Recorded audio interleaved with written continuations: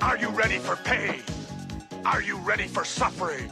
If the answer is yes, then you're ready. I should be able to say I love being white. I should be able to walk around with a shirt saying, you have white privilege written over your forehead. Oh yeah, and you also might want to charge your phone because your battery is low. Your phone's dying.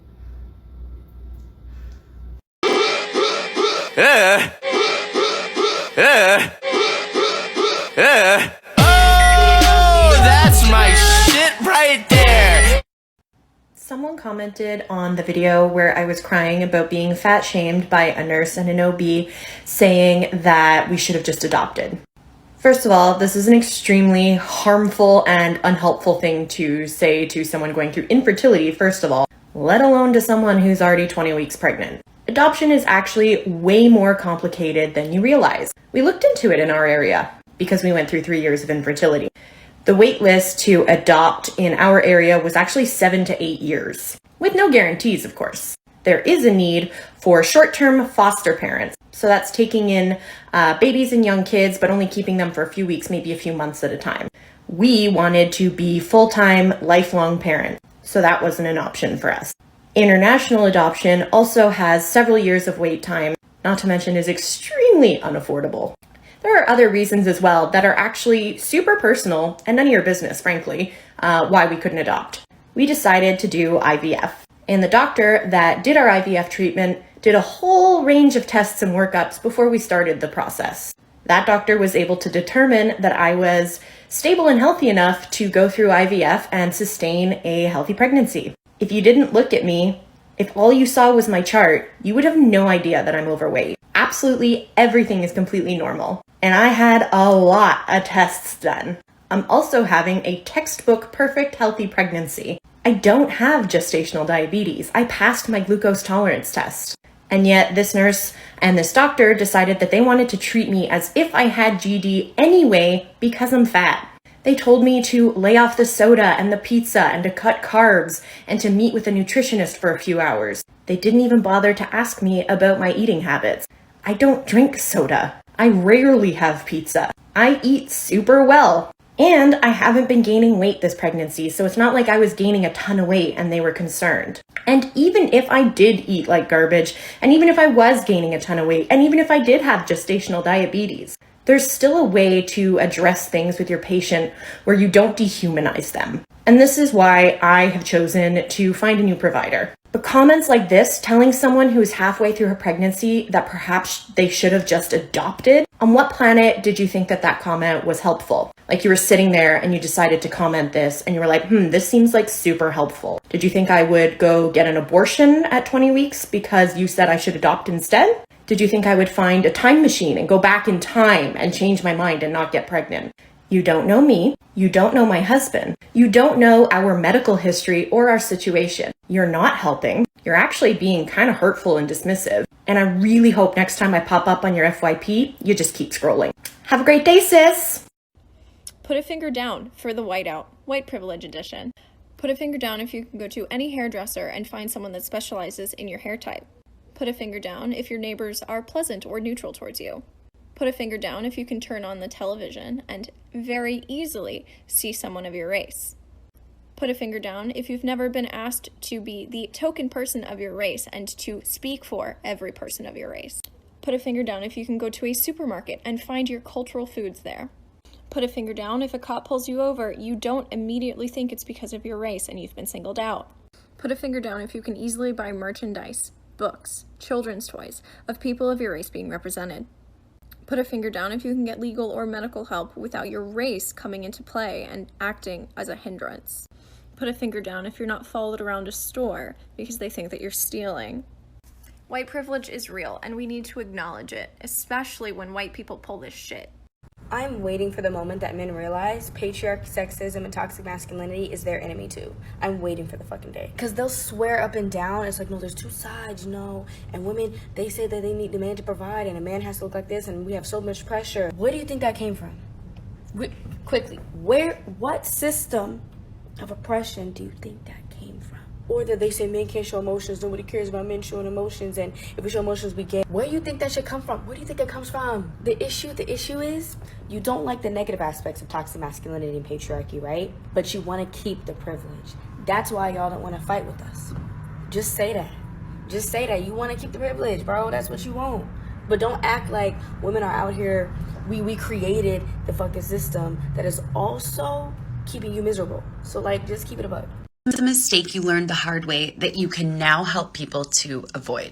I have one that I only learned at the ripe old age of 26. Lots of you may know this already, but I didn't. And it was a game changer for me. You might laugh and say everybody knows that, but some people don't. Pass it on. If you're a human that doesn't have a penis and you need to wee outside, do it like this. Aim backwards. Not like this.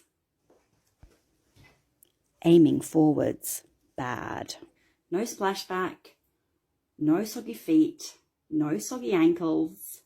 You'll be great. The popular white feminist response to the Texas abortion law has been abysmally bad. From the Ruth Bader Ginsburg worship, to the calls for sex strikes, to the comparisons to The Handmaid's Tale, it's all absolutely ridiculous. But the worst part of it is our refusal to approach the situation through an intersectional lens. Now, it's not unheard of for white women to avoid crucial nuance and context in our feminism, but at a time where the stakes could not be higher when it comes to Roe v. Wade, this kind of stuff needs to be called out. We need to do better. The popular white feminist narrative around this issue is simply that old white men are attacking women's rights. This is a framing that not only obscures the full picture, but tactically avoids addressing the very important role white women have played in this situation. The old white men who are writing and passing laws like these would not be in office if not for the support of their white female electorate. The anti-abortion movement itself would not be as powerful as it is without the leadership and contributions of white women. Even if you or I are not specifically GOP supporting pro-lifers, it is more than likely that we know another white woman who is. And the framing of this as a man versus woman, gender-only issue divorces the context of the anti-abortion movement from white supremacy.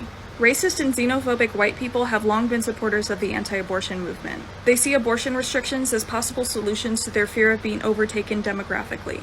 And with the recent release of the 2020 census data that shows that white people are on their way to becoming a minority, this fear could not be more pronounced than it is right now. And these are things that black feminists have been talking about for decades, yet they have been routinely dismissed and ignored by the white woman at the forefront of the movement. Even now, as many creators on TikTok have been urging white women to acknowledge our collective role in the Texas situation, they have been met with hostility from white feminists in the comments, who are accusing them of being mean and divisive. It is not mean to ask white feminists to check our race and class privileges, nor is it divisive to recognize that we should not be centering ourselves in this conversation. It shouldn't have to be said that our feminism is bogus and ineffective if it does not adequately recognize and address the complicit role that white women have played in misogyny and white supremacy. I definitely encourage everyone to do some further reading on the topic. Here are the works I've cited and some recommendations.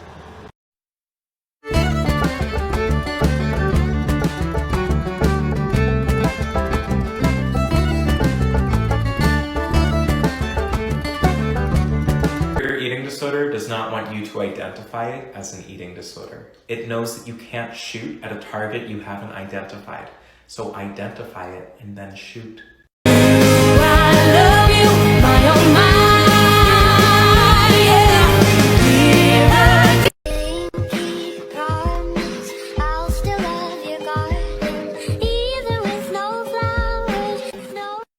My hot take of the day is that the reason why people love intermittent fasting so much is that they get to stay in their binge restrict cycle, but this time they're not making themselves feel wrong for it because the binge restrict cycle is the diet.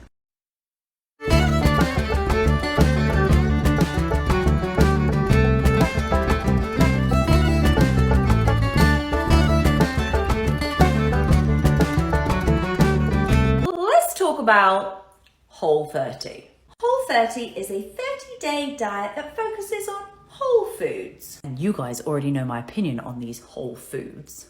On the Whole30 diet, you can eat fruit, veggies, meats, eggs, fish, nuts. You know, all those overpriced holy foods. What you cannot eat are grains, sugar, no surprise there, no dairy, no soy, and no alcohol. See, but the problem is, what happens after those 30 days? It's human nature that as soon as we say we can't have something, we then obsess over it. So in all likelihood, as soon as those 30 days are up, you'll turn to everything you've restricted and just go for it. The only difference being you've just wasted your time, your money, and your sanity. Those people came together to try to end me. And sweetheart, before I get off this Insta, let me say this, it'll never fucking happen.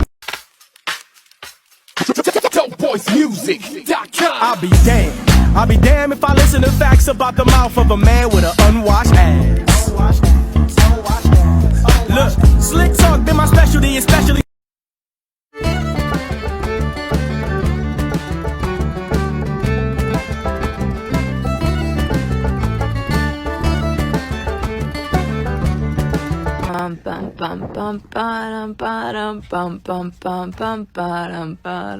Wait, I can do that better.